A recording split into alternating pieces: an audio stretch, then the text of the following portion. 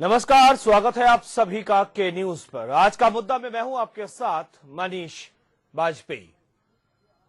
विश्वास और भरोसा एक ऐसा हथियार है जिससे बड़ी से बड़ी लड़ाई जीती जा सकती है। लेकिन जब क्या हो, जब उन्हीं नायकों में ही भरोसे की कमी हो जिनके कंधों पर किसी बड़ी लड़ाई का जिम्मा हो। समाजवादी कुनबे में कलह चल रही है, नेतृत्व में अलगाव पनपा हुआ है। ऐसे में बाहर के हालात कैसे संभलेंगे?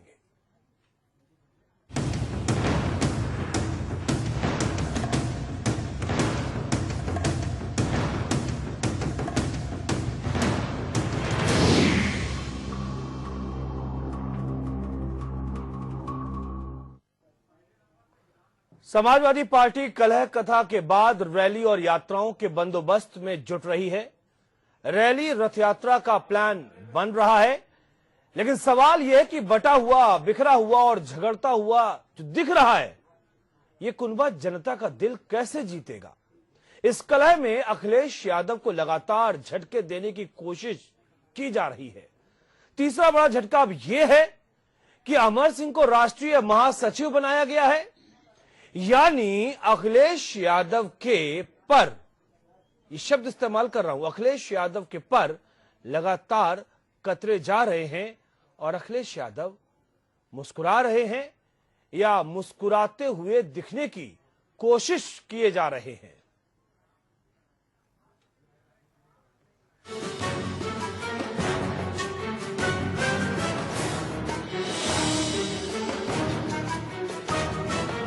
संगठन सड़कों पर खड़ा है, परिवार कई धड़ों में बटा पड़ा है। समाजवादी कुनबे में कलह का इससे कठिन दौर शायद ही कभी रहा होगा। वैसे इस दौर का ये दर्द जरा ज्यादा गहरा है, क्योंकि चुनावी मौसम में तमाम दल जहां अपनी तैयारियों पर रंग-रोगन लगा रहे हैं, वहीं समाजवादी पार्टी की दाल चम्मचों में बट रही है। हालांकि इस सबके बीच अब सपा के कद्दावर नेताओं ने जनता के बीच कदम बढ़ाने की योजना बनाई है। रैली और यात्राओं का मसौदा तैयार किया है। मुलायम संदेश नाम से तो सूबे में पहले से ही यात्रा चल रही है। वहीं अब मुखिया मुलायम सिंह यादव अपने संसदीय क्षेत्र आजमगढ़ में 7 अक्टूबर को रैली का मंच सजाएंगे। इन रैलियों से नेताजी की कोशिश जनता को भरोसे की खुराक देने की होगी, लेकिन ये इतना आसान भी नहीं है। अपनों से हार कर बाहर जीतना नामुमकिन तो नहीं, लेकिन मुश्किल है। एक मुश्किल ये भी है कि अखिलेश यादव को झटके पर झटके दिए जा रहे हैं। अब अमर सिंह को राष्ट्रीय महासचिव जैसे ओहदे पर बिठाया गया है। घटनाक्रम कुछ नहीं है। आपसी कोई बात अगर हुई है तो जब राष्ट्रीय अध्यक्ष जी ने सब कुछ ठीक कर दिया, तब इस पर कोई चर्चा नहीं, न कोई बात नहीं। यूथ इकाई नहीं होगी इस बार, नहीं सब इकाई रहेगी। कहाँ गई इकाई? सब तो ये कुछ नहीं, सब खत्म हो जाएगा। सब मामला ठीक है और ठीक हो जाएगा। थोड़ा बहुत जो आप लोगों के द्वारा पहुंचाया जा रहा है जनता में, वो सब हम लोग ठीक कर लेंगे। आजमगढ़ जनपद में समाजवादी पार्टी की एक बहुत बड़ी जनसभा, जिसको आप रैली भी कह सकते हैं, होने जा रही है। उसी तैयारी के सिलसिले में आज प्रदेश अध्यक्ष जी ने बैठक बुलाई थी और सभी लोगों ने एक मत से ऐतिहासिक और रैली को, उस रैली और जनसभा को ऐतिहासिक बनाने का संकल्प लिया है। 2012 के विधानसभा चुनाव में भी अखिलेश यादव ने रथ यात्रा निकाली थी। उनके दौरे में उमड़ती भीड़ से ही सरकार बनने की तस्वीर साफ हो गई थी और इस बार भी अखिलेश यादव के विकास रथ पर रंग रोगन लगकर तैयार है। लेकिन इसकी तैयारियों को कुनबे के लोगों की ही नजर लग गई है। सियासी संग्राम के बीच ही यात्रा मुहूर्त निकला था। तब अखिलेश यादव ने ऐलान किया था वो 3 अक्टूबर से समाजवादी विकास रथ यात्रा पर निकलेंगे, लेकिन बदस्तूर जारी बवाल के बीच रथ यात्रा के कार्यक्रम को बदल दिया गया, जिस पर खुद मुख्यमंत्री ने चुटकी लेते हुए कहा था कि अब समय और तौर तरीके बदल गए हैं, लिहाजा ज्योतिषी से पूछकर तारीख तय करेंगे। यानी परिवार की कलह ने रथ यात्रा के भी पहिए रोक दिए, लेकिन परिवार में पड़ी दरारों ने विरोधियों को तो झांकने का मौका दे दिया। विरोधियों का कहना है कि इनके पास जनता के सवालों का कोई जवाब नहीं है। यही वजह है कि जनता के बीच जाने से वो कतरा रहे हैं। देखिए, 2012 में समाजवादी पार्टी ने उत्तर प्रदेश की जनता को जो भरोसा दिया था कि हम उत्तर प्रदेश को भ्रष्टाचार और अपराध मुक्त करेंगे, उसको पूरी तरह से समाजवादी पार्टी की सरकार ने तोड़ दिया है। कानून व्यवस्था पूरी तरह से पटरी से उतर गई। भ्रष्टाचार के खिलाफ इन्होंने कोई कार्रवाई नहीं की, बल्कि भ्रष्टाचार को संरक्षण दिया। तो जनता का भरोसा तो पहले से ही टूटा हुआ है। अभी जो आग लगी थी वो बुझी नहीं है। अभी सिर्फ एक सतही तौर पर थोड़ा शांति जरूर नजर आ रही है, लेकिन जिस तरह से कल ये घटनाएं हुई हैं जिसमें युवा नेताओं को निकाला गया है, उससे ऐसा लगता नहीं है कहीं भी कि सपा की जो अंदरूनी कलह है वो कहीं खत्म हुई है। और चाहे मुलायम सिंह अभी रैली करें या अखिलेश यादव अपनी साइकिल यात्रा निकालें, मुझे लगता है जनता का विश्वास जीतना बहुत मुश्किल है। बहरहाल परिवार में पाला खिंचा है और संगठन सिसका खड़ा है। ऐसे में अब मुलायम सिंह रैलियों का रैला करें या मुख्यमंत्री रथ यात्रा निकाले, सवाल ये है कि जब समाजवादी परिवार में आपस में ही किसी पर एतबार नहीं है तो जनता का भरोसा कौन सी बूटी खिलाकर जीतेंगे हुजूर। वैसे भी ये पब्लिक है, सब जानती है। ब्यूरो रिपोर्ट के साथ साजिद अली, के न्यूज।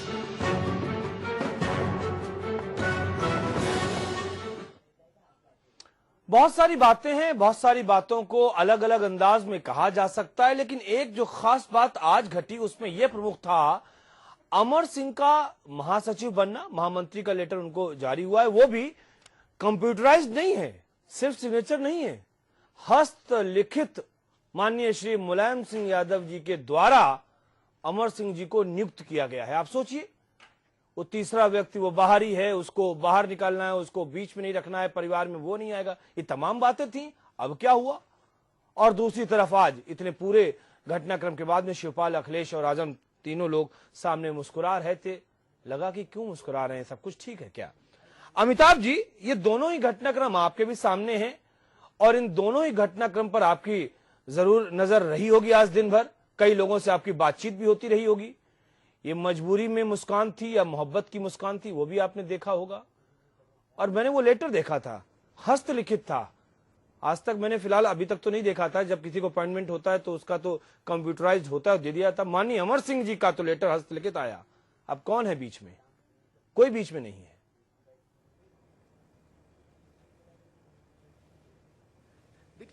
देखिए दो तीन चीज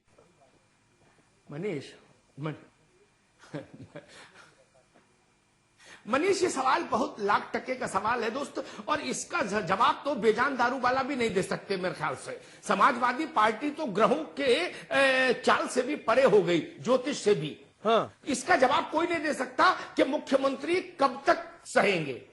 ये मुख्यमंत्री के ही इनर कॉन्शियस को तय करना है, ये कोई दूसरा नहीं जान सकता। आज मेरी अपनी व्यक्तिगत जानकारी है, मुख्यमंत्री जी को ये पता नहीं था कि अमर सिंह महासचिव बन रहे हैं।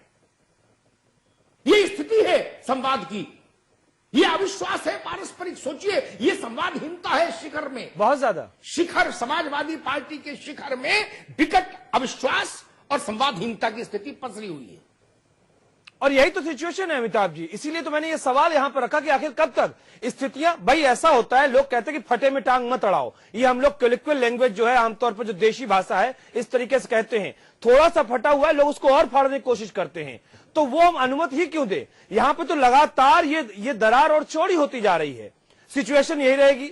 माननीय श्री शिवपाल यादव ऐसे रहेंगे, माननीय श्री मुलायम सिंह यादव रहेंगे। अगर कुछ नुकसान इस वक्त देख रहे हैं वो अखिलेश यादव का है, जबकि पूरा का पूरा समारोह अखिलेश यादव के नाम पर ही सजा हुआ है, तो भाई अखिलेश यादव क्यों सहे सब कुछ, क्यों सहे? मनीष, एक ही विकल्प बचता है। आज जो परिस्थितियां समाजवादी पार्टी में निर्मित हुई हैं, अखिलेश यादव के पास एक ही विकल्प होता है कि वह पद से त्यागपत्र दे, और त्यागपत्र देने से पहले कैबिनेट की बैठक बुला के विधानसभा भंग करने का प्रस्ताव पारित कराएं और गवर्नर को प्रस्ताव दे, और उसके बाद नई पार्टी बनाए, नया मंच बनाए और जनता के बीच जाए। समाजवादी पार्टी में रहकर अब अखिलेश यादव बहुत कुछ नहीं कर सकते ना, उनके लिए दरवाजे बंद कर दिए गए। एक आपको एक जानकारी और देता जी। हूं, आज मैंने सुबह इसको ट्वीट किया था। शिवपाल यादव, कुछ दिन पहले हम लोगों ने भी खबर चलाई थी और देश के सारे चैनल्स ने खबर चलाई थी कि राज्य संसदीय बोर्ड के अध्यक्ष अखिलेश जी होंगे जी। वही संसदीय बोर्ड टिकट बांटेगा। कल शिवपाल यादव ने एक इंटरव्यू में कहा कि राज्य संसदीय बोर्ड का अध्यक्ष मैं रहूंगा, मुख्यमंत्री उसमें केवल सदस्य होंगे। कहां स्कोप बचा है अखिलेश यादव के पास? अब एक ही विकल्प है, अब वो कहे कि एनफ इज एनफ, आपको हम समझ नहीं आ रहे, हमको आप समझ नहीं आ रहे, चलो भाई अलग अलग। क्या चुनाव की इस पूर्व संध्या पर वो ये साहस जुटा पाएंगे? ये सवाल तो उन्हीं के इनर कॉन्शियस का प्रश्न है। लेकिन यही बात है अमिताभ जी कि अगर वो साहस जुटा लगे तो ये भी हो सकता है कि इतिहास में वो अपना नाम भी दर्ज करवा लें। ये भी हो सकता है कि वो नया चेहरा बनकर उभरे, और ये भी हो सकता है कि शायद ये उनके लिए बहुत पॉजिटिव भी रहे। एक खास मेहमान हमारे साथ जुड़ चुके हैं। Amitabh Agnihotri, editor in chief, हमारे साथ पहले से ही मौजूद हैं। हिलाल लखवी साहब कांग्रेस के प्रवक्ता हमारे साथ मौजूद हैं, और अरशद आबिद साहब समाजवादी पार्टी से मौजूद है। मसला ये है अरशद आबिद साहब, और सीधे सवाल आपसे ही है कि बटा हुआ जो सियासी रंगमंच पर दिख रहा है, झगड़ता हुआ जो कि दिख रहा है, जो कलह दिख रही है, जो अविश्वास का माहौल दिख रहा है, और अमिताभ अग्निहोत्री ने ब्रेक पर जाने से पहले अपने सूत्रों के माध्यम से बात कही कि माननीय मुख्यमंत्री श्री अखिलेश यादव जी को पता ही नहीं कि अमर सिंह को राष्ट्रीय महासचिव बना दिया गया। इस अविश्वास के बीच में ये कौन सी यात्राएं आप निकालेंगे? ये अखिलेश का आदमी, ये शिवपाल का आदमी, कौन किसके सामने जाएगा, कौन किसके सामने नहीं जाएगा? ये समाजवादी पार्टी लेके जा रहे हैं या अखिलेश की पार्टी और शिवपाल की पार्टी लेकर जा रहे हैं आप? अरशद आबिद साहब। देखिए मनीष जी, समाजवादी पार्टी 1992 में बनी थी, 4 अक्टूबर 1992, और समाजवादी पार्टी का अपना एक कॉन्स्टिट्यूशन भी है जिसमें 32 धाराएं हैं। और समाजवादी पार्टी, अरशद आबिद साहब, क्लास राष्ट्रीय मुलायम सिंह यादव जी संविधान क्या है, और समाजवादी पार्टी के राष्ट्रीय महासचिव प्रोफेसर राम गोपाल यादव जी। मनीष जी आप सुन लीजिए, सवाल का जवाब दे दीजिए मनीष भाई। और समाजवादी पार्टी के राष्ट्रीय महासचिव प्रोफेसर राम गोपाल जी, नरेश अग्रवाल जी हैं, और आज मुलायम सिंह यादव जी ने अमर सिंह जी को, जो राज्यसभा के सांसद हैं और पूर्व समाजवादी पार्टी के राष्ट्रीय महासचिव थे, आज उनको समाजवादी पार्टी का राष्ट्रीय महासचिव बना दिया गया है, और शिवपाल यादव जी को, शिवपाल भाई साहब को प्रदेश अध्यक्ष बना दिया गया। ऐसा कारण, एक कारण तो आप देखें, एक कारण सभी पॉलिटिकल पार्टी में तो राष्ट्रीय अध्यक्ष अभी तक नियुक्ति निष्कासन माननीय मुलायम सिंह की तरफ से प्रोफेसर राम गोपाल यादव किया करते थे। क्या मैं गलत कह रहा हूं? आज ऐसा क्या हुआ कि सीधे बगैर टाइपिस्ट के इंतजार किए हुए माननीय श्री मुलायम सिंह यादव जी ने खुद ही हस्ताक्षर किए कि ये लो अमर सिंह लेटर पकड़ो, तुम आज से राष्ट्रीय महासचिव। राम गोपाल यादव कहां गए? क्यों ऐसा हुआ? देखिए मनीष जी, आप मनीष जी जी अमिताभ जी, प्रोफेसर राम गोपाल यादव जी समाजवादी पार्टी के बहुत बड़े नेता हैं, राज्यसभा में समाजवादी पार्टी के नेता हैं। और प्रोफेसर राम गोपाल जी समाजवादी पार्टी के अपने साथी को, समाजवादी पार्टी के अपने साथी को बता दूं, आज समाजवादी पार्टी जिस स्थिति से गुजर रही है ना, उसमें लोग खाली लेटर है और कलम जेब में लेके घूम रहे हैं। हाथ की हाथ सड़क पर ही निपटारा हो रहा है। इनको जानकारी नहीं, मित्र को इनको शायद जानकारी नहीं। ऐसा कैसे संभव हो जाए कि जो आपका मुख्यमंत्री है उसको पता नहीं कि आप किसको ज्वाइन करा रहे हैं? और एक बात और इनको बता दें, इनकी जानकारी के लिए आज ही बोलते जा रहा हूं ताकि इनको सनद रहे। एक हफ्ते के भीतर मुख्तार अंसारी की पार्टी के खैर मकदम के लिए भी तैयार रहो। एक हफ्ते के भीतर मुख्तार अंसारी की पार्टी के खैर मकदम के लिए तैयार रहो। लड्डू वड्डू बनवा के रखो, ढोल नगाड़े के साथ उनका भी आगमन होने जा रहा है। ये बता दिया हमने, अब ये संविधान पढ़ते रहे। हिलाल नकवी जी, देखिए अमिताभ जी, ये क्या स्थिति बन रही है समाजवादी पार्टी में? हर दिन युद्ध के नए आयाम, हर दिन युद्ध का नया बवाल। आएंगे आपके पास, आएंगे भैया, जवाब दे लीजिए आप। अरशद आबिद साहब आएंगे। आप तो संविधान बताने लगे हमें, तो हमें जाना पड़ा आपसे। आपके पास आएंगे आपके पास में। हिलाल लखवी, संविधान भी, मैं सवाल का जवाब दे रहा था, जवाब नहीं ले पाए। अमिताभ भाई कि हमको पता नहीं है। तैयार रखिए जहां तक ये सवाल उठता है समाजवादी पार्टी के संविधान आप संविधान बताइए चल रहा है, प्रदेश कार्यकारिणी के बारे में उसकी आप एक नमूना अभी भी देख लीजिए। कोई किसी को सुनने को नहीं तैयार है। ये उसका एक नमूना है कि आप जो है वो सवाल किसी से पूछ रहे हैं लेकिन फिर भी वो बोलते चले जाएंगे। यही समाजवादी पार्टी है। समाजवादी में इस वक्त स्थिति भी यही है लगभग कि कोई किसी की सुनने को तैयार नहीं है। हर आदमी अपना एक्शन, अपना रिएक्शन करता चला जा रहा है। और जो सबसे ज्यादा अचंभित कर देने वाली बात है वो ये है कि सारे जितने भी एक्शन हो रहे हैं वो अपने मुख्यमंत्री के चेहरे को ही दागदार बनाया जा रहा है। समाजवादी पार्टी के अगर हम पूरी बात करें, सापा की बात करें, तो सापा में अगर कोई यूएसपी थी, अगर कोई उनके पास प्लस पॉइंट था, जो इस इलेक्शन में वो जिसको लेके जा रहे थे, वो उनका मुख्यमंत्री और उसका चेहरा था। अब जो है वो जिस तरह से चचा और पिताजी मिल करके उनके चेहरे को लाल, काला, नीला, पीला सब पोतरे में लगे हुए हैं, तो निश्चित रूप से आने वाला समय जो है वो अच्छा नहीं है। आजम खान साहब के कितने ही बयान कैसे ही रहे हों, लेकिन उनका एक बयान बड़ा स्पष्ट था कि ये डूबता हुआ जहाज है। सापा को उन्होंने जो डूबता हुआ जहाज आज से 15-20 दिन पहले कहा था, उन्होंने पहले से ही देख लिया था कि पार्टी के अंदर क्या गतिविधियां हो रही है और वो आज की तारीख में चरितार्थ होती हुई दिख रही है। हमको जो है वो इस बात से कोई चिंता नहीं है कि सापा के अंदर क्या हो रहा है। हमको चिंता इस बात की है कि जिस तरह से हमारे प्रदेश के मुख्यमंत्री कि जितने भी अधिकार हैं उनको एक राष्ट्रीय अध्यक्ष अपने नियंत्रण में कर रहा है। मुख्यमंत्री की किसी भी बात के ऊपर वो खड़े खड़े प्रेस कॉन्फ्रेंस में उसको नकार देता है और वो ये आदेशित करता है कि पुराने आदेश समाप्त, अब जो है गायत्री प्रसाद जी जो है वो मंत्री बनेंगे, मंत्रिमंडल उनको दे दिया गया, तो उससे गरिमा खराब हो रही है मुख्यमंत्री की। ये ज्यादा चिंता की बात है। ऐसी शायद दूसरी नजीर जो है वो हमको देखने को नहीं मिली। हाँ, ये बात सही है कि जो पार्टियां होती हैं वो मुख्यमंत्री के साथ मंत्रणा करके, सलाह करके मंत्रिमंडल के जो चयन होता है उसके न भागीदार होते हैं। अब इस वक्त जो शक्ति जो है वो माननीय अखिलेश यादव जी को दे दी गई है, जिसके अंदर वो टिकटों का चयन करेंगे, तो हमें ऐसा लगता है कि उनके पास वो चेहरे ही नहीं बचेंगे जिनको वो टिकट दे करके आगे आने वाले इलेक्शन में लाना चाहते हैं। जिस तेजी से वहां पर एक सवाल में अपने समाजवादी पार्टी के साथी से पूछ लूं। हमारे साथी को, समाजवादी पार्टी के जो साथी हैं उनसे मैं एक प्रश्न पूछ लूं। भैया मुझे ये बताओ, क्या परिवार में विचार विमर्श करके निर्णय नहीं हो रहे? अमर सिंह वैसे उसी रास्ते से क्यों नहीं महासचिव बने जिस रास्ते से सारे बनते हैं सपा में पदाधिकारी? मुझे ये तो समझाओ, अमर सिंह के लिए अलग रास्ता क्यों? क्या डर था कि चिट्ठी टाइप होगी तो लीक हो जाएगी? क्या डर था कि राम गोपाल के पास दस्तखत के लिए जाएगी तो लीक हो जाएगी? ना राम गोपाल यादव को पता लगा, ना मुख्यमंत्री को पता लगा और चिट्ठी अमर सिंह जी के हाथ में। भैया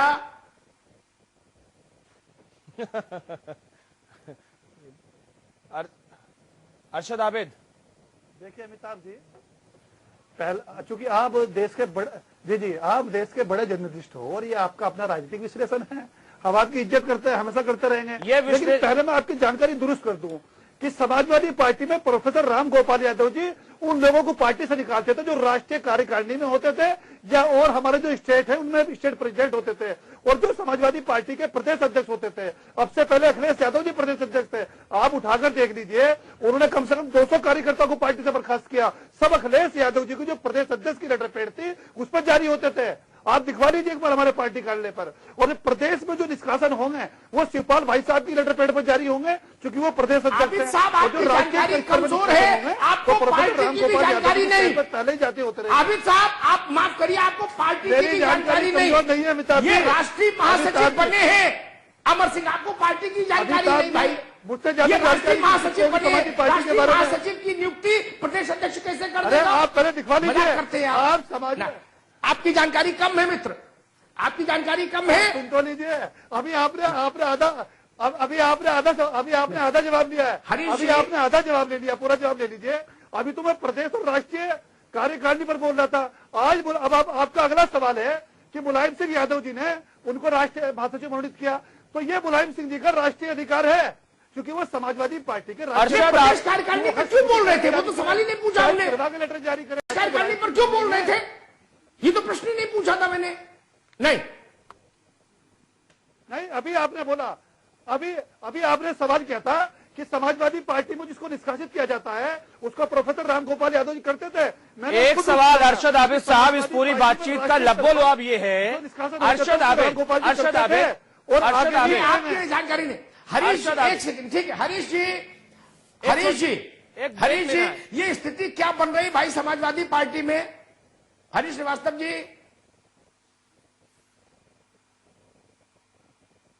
अमिताभ साहब, देखिए, समाजवादी पार्टी में ये सामाज का खेल चल रहा है और ये परिवार का सत्ता संघर्ष है तो है ही है। ये जो उत्तर प्रदेश की जनता का भरोसा समाजवादी सरकार से टूटा, उससे जो उपजी निराशा है, समाजवादी पार्टी और सरकार दोनों को लगने लगा था कि अब जनता हमको बाहर करने वाली है। और ये जो इनकी उलझन थी उसके उभरने में और उस सत्ता की बंदर बांट की लड़ाई में ये पूरा का पूरा मामला इस तरह से हो गया कि ये समाजवादी पार्टी दो धड़ों में बंट गई है और एक धड़ा 2 कदम चलता है, दूसरा आगे फिर 2 कदम चलता है। ये कुल मिलाकर के सामाज का खेल चल रहा है। देखिए, जिस तरह का समझौता इस पार्टी दोनों लोगों के बीच आदरणीय मुलायम सिंह जी ने कराया और उसके बाद जो प्रतिक्रियाएं आई और उसके बाद की जो गतिविधियां थी, जिस तरह के अखबारों में इंटरव्यू आ छपे, जिस तरह के बयान आ रहे थे, चाहे वो आदरणीय अखिलेश जी के हों, चाहे आदरणीय मुलायम सिंह जी के हों या शिवपाल जी के हों, उन सारी बातों से पूरी तरह से स्पष्ट था कि ये मामला कहीं न कहीं अभी अंदरूनी तौर पे बहुत असहजता में प्राप्त है। और जो आज अमर सिंह जी को उन्होंने राष्ट्रीय महासचिव घोषित किया, तो वे इससे बात और स्पष्ट हो गई कि एक तरफ रामगोपाल जी, अखिलेश यादव जी, आजम खान साहब और उनकी यूथ ब्रिगेड है, दूसरी तरफ मुलायम सिंह जी और शिवपाल को उन्होंने ये ताकत देने के लिए किया, क्योंकि शिवपाल जी पहले भी कहते थे कि अमर सिंह पार्टी परिवार का कोई नुकसान नहीं कर सकते। यही आदरणीय मुलायम सिंह जी भी कह रहे थे कि वो अमर सिंह कभी पार्टी का नुकसान नहीं कर सकते और अभी हमने उनको दिए ही क्या है। हाँ। तो राज्यसभा तो कोई उनको दे देता।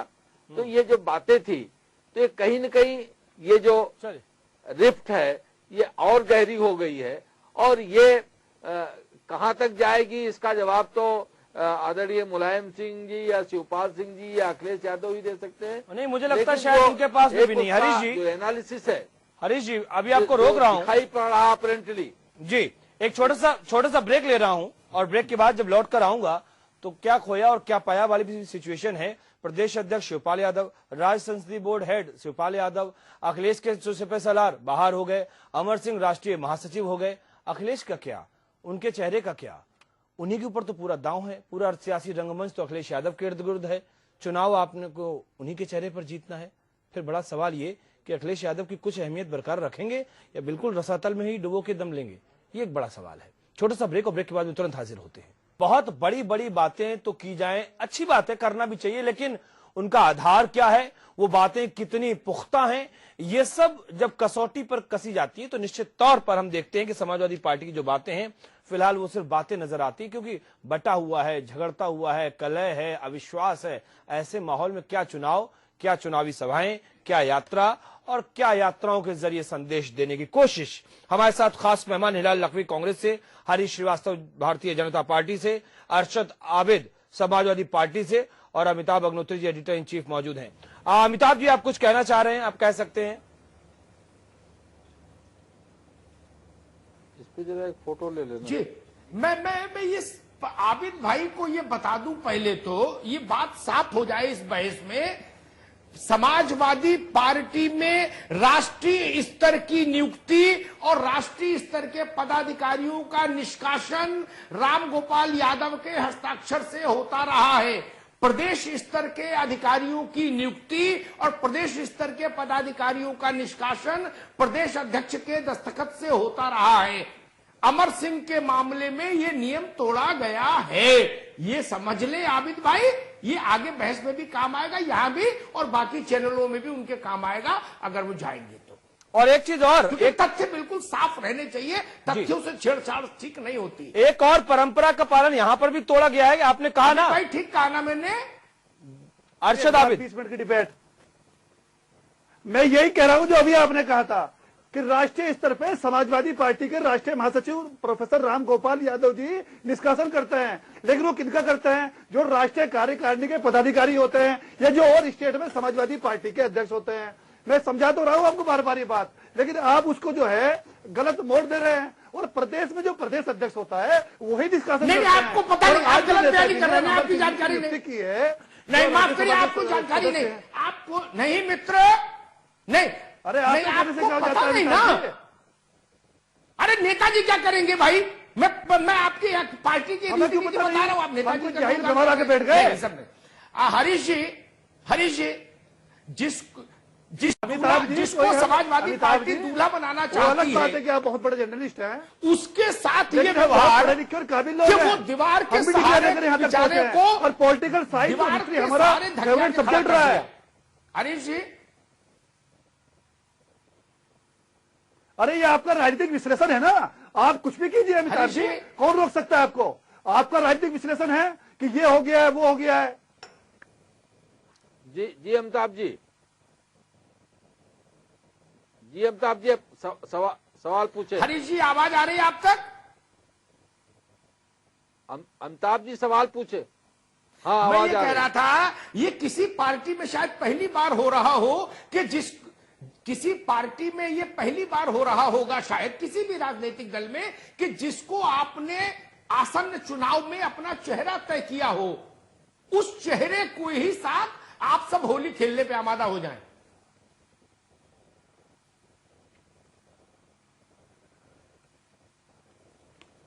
हाँ, निश्चित रूप से ये बात जो मुख्यमंत्री हैं और जो मुख्यमंत्री के फेस हैं, कहीं न कहीं ये बात उनको शर्मिंदा करने वाली तो है ही है।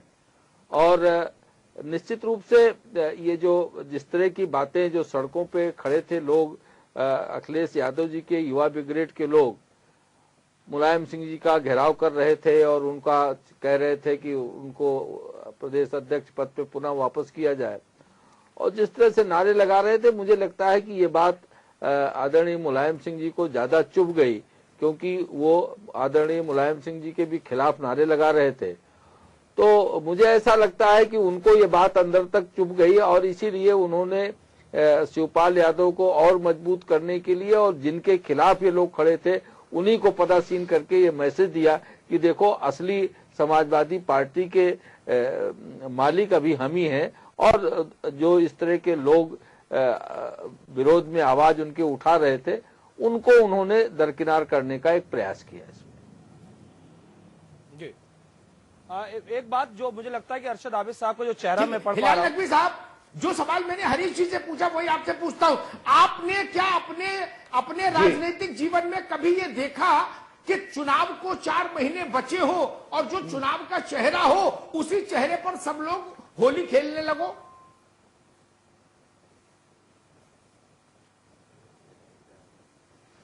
अमिताभ जी, हम पहले भी ये बात कह चुके हैं और निश्चित रूप से ये जैसे हमारा मानना है कि ये समाजवादी पार्टी में जो भी हो रहा है, जो भी वो कर रहे हैं और जिस तरह से अखिलेश यादव जी को जो है वो कटघरे में खड़ा कर रहे हैं और उनको जिस तरह से ये बता रहे हैं कि वो फैसला नहीं ले सकते हैं, उनके अंदर इतनी क्षमता नहीं है कि वो कोई भी फैसला जो है वो सही तौर पे ले, और तो और वो मंत्रिमंडल में किसको मंत्री रखेंगे किसको मंत्री नहीं रखेंगे ये फैसला तक की लेने का उनके पास लियाकत नहीं है।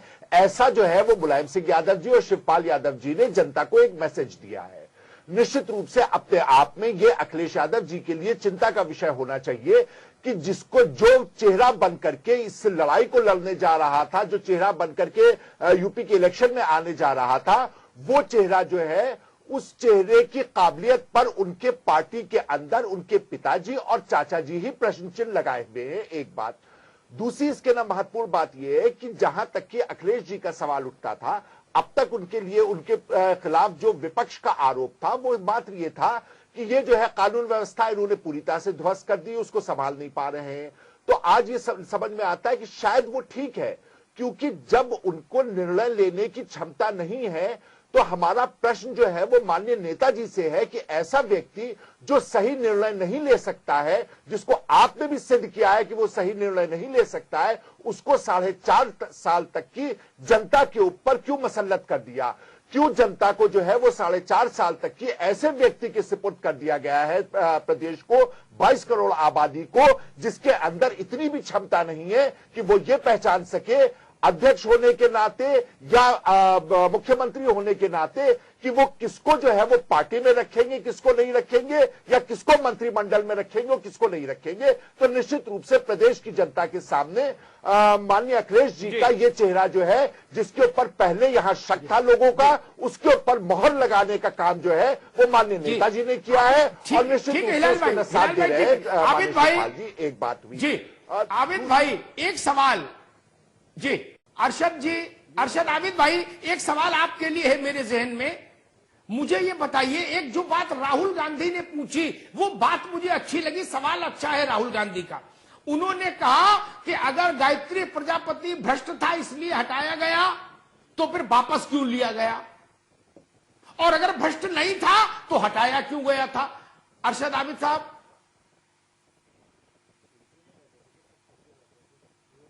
देखिए अमिताभ जी, ये जो कांग्रेस और भाजपा है ये एक सिक्के के दो पहलू हैं। आप इतिहास उठाकर देख लीजिए कि अगर सबसे ज्यादा बेईमानी भ्रष्टाचार किसी ने किया तो कांग्रेस और भाजपा के लोगों ने किया है। इनके डीएनए में करप्शन है।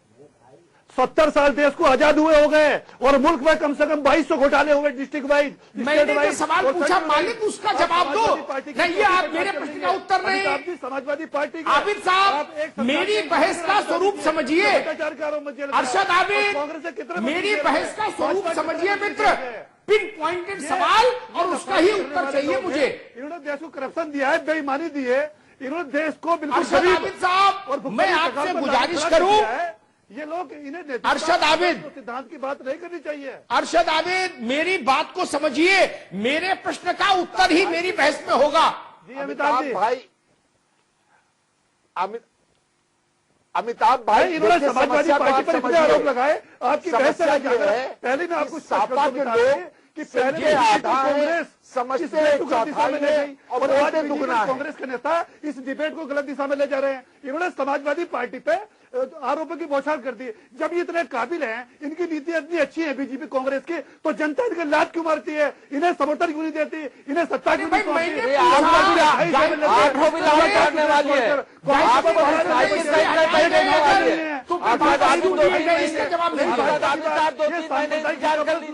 ये कई जनता वापस आपको सही भेजने वाली है। क्यों बाहर है?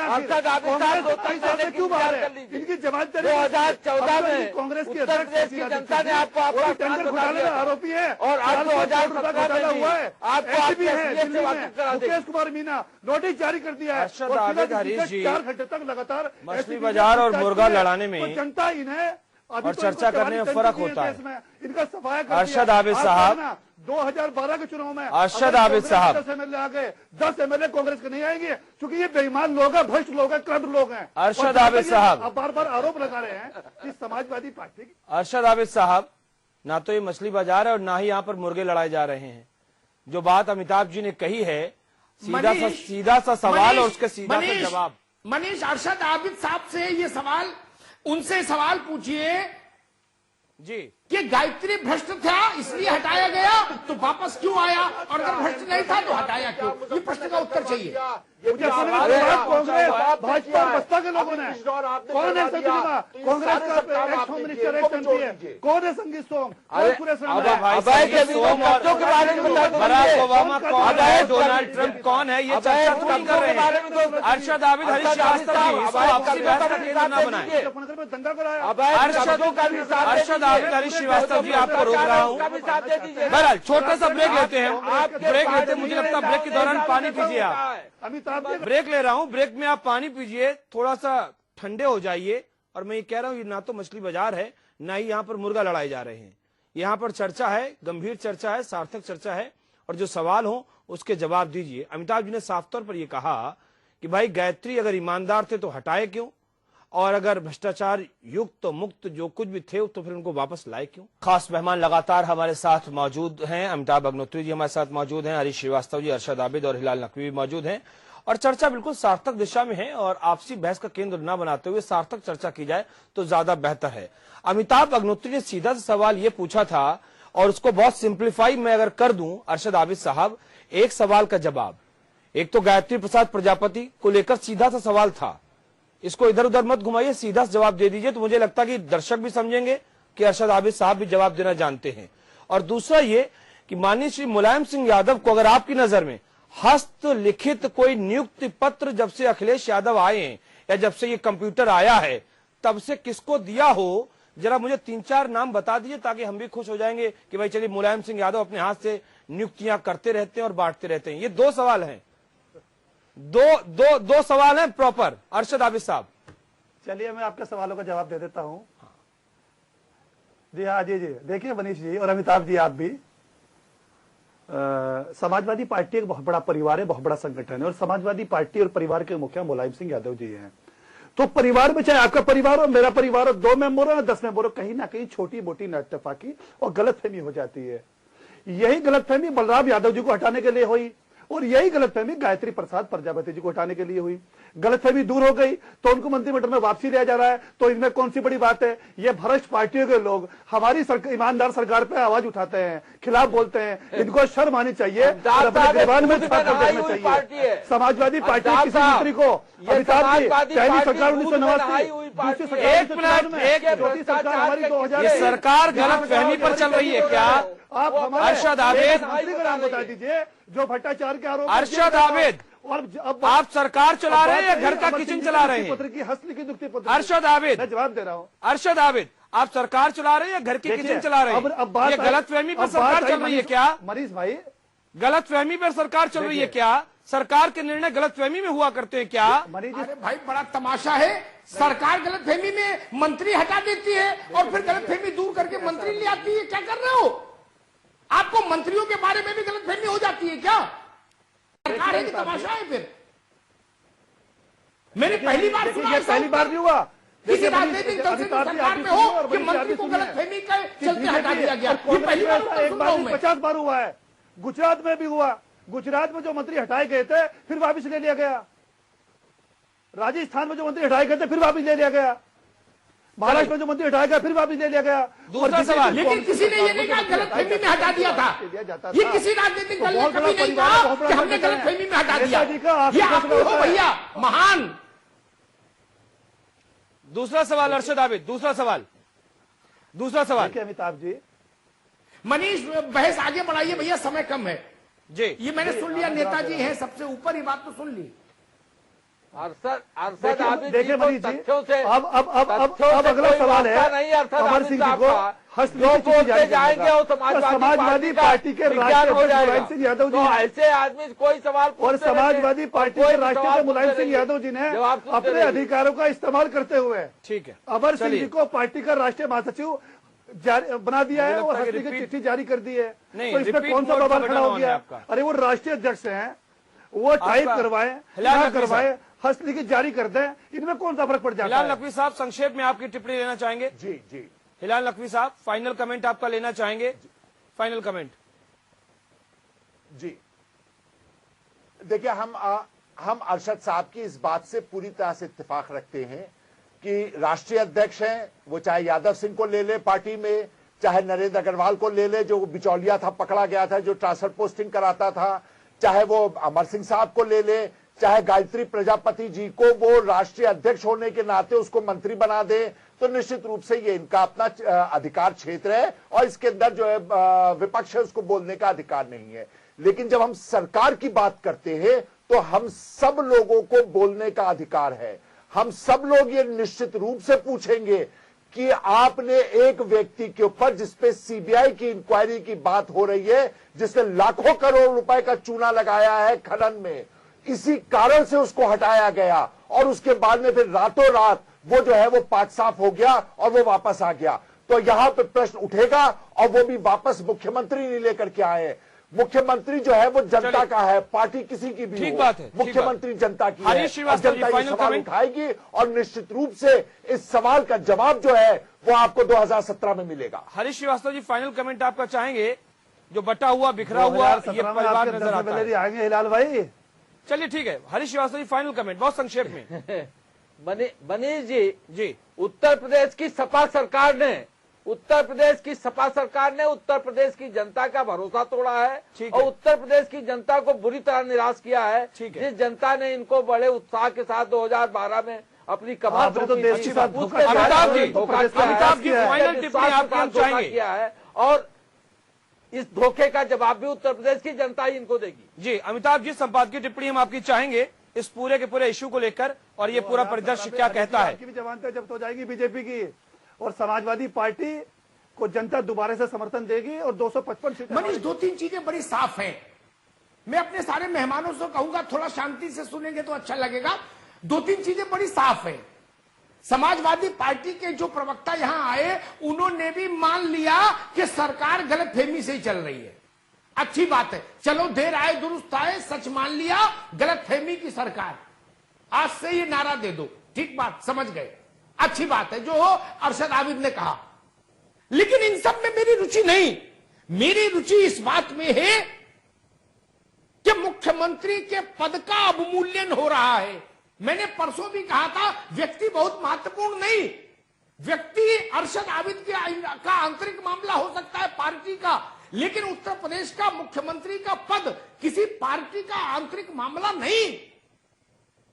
वो 22 करोड़ लोगों के मुस्तकबिल से जुड़ा हुआ मसला है और हर नागरिक को अधिकार है प्रदेश के उस पर सवाल पूछने का। अगर मुख्यमंत्री, मुझे पता नहीं कितना संविधान पढ़ा है कितना नहीं पढ़ा है हमारे समाजवादी पार्टी के मित्रों ने, लेकिन भारत का संविधान मुख्यमंत्री और प्रधानमंत्री को मंत्री चयन का निर्द्वंद अधिकार देता है, निर्बाध अधिकार देता है। कहीं ये नहीं लिखा कि पार्टी अध्यक्ष नियुक्त कर सकता है मंत्री, कहीं नहीं लिखा। और आप सार्वजनिक मंच से मंत्री को नियुक्त कर देते हो, कहते गायत्री का हटाना गलत था और वापस कर दिया हमने। ठीक, मुख्यमंत्री का पद का अवमूल्यन है। और समाजवादी पार्टी का जहां तक प्रश्न है, ये पार्टी इस स्थिति में आज पहुंच गई कि अपने ही मूर्ति को जिसने 4.5 साल में जिसको इस पार्टी ने गढ़ा, उसी चेहरे को ध्वस्त करने पर आमादा है। और रही बची कसर अब पूरी हो जाएगी जब अमर सिंह जी आ गए, अब तो कोई कहने नहीं। और अरशद आबिद साहब से मैं एक बात और बता दूं जो मैं कह रहा था शुरुआत में, लड्डू खरीद के रख लो, मुख्तार अंसारी और अफजाल अंसारी भी आने वाले हैं, उनकी अगवानी के लिए तैयार रहो। 3 से 5 दिन के भीतर वो भी आ जाएंगे। चलिए, बहुत तो तैयार रहो। और एक भविष्यवाणी और करके अपनी बात खत्म करूंगा। दीपक सिंघल जी भी अच्छे दिनों की आस में फिर से आ गए हैं। आज जो घटनाक्रम हुआ उससे दीपक सिंघल जी भी अच्छे दिनों की उम्मीद से हो गए हैं, वो भी उम्मीद से है। अरशद जी, 2 खबर आपको देके जा रहा हूं। बहुत धन्यवाद।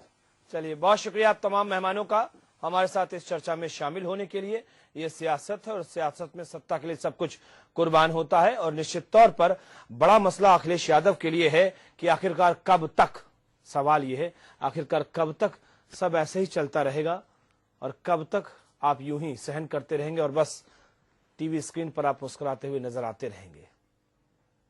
प्राइम टाइम में बस इतना ही, दीजिए इजाजत, नमस्कार।